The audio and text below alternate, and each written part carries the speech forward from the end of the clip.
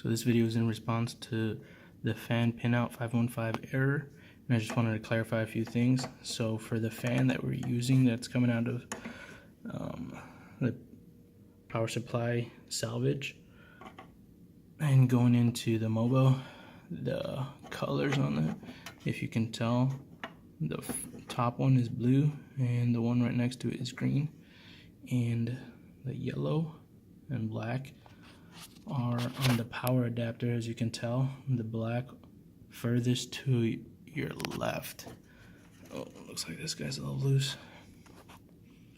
And then yellow, and then green, yellow. And as you can see, that's the power adapter. So hopefully this helps. If you guys have any more questions, just let me know.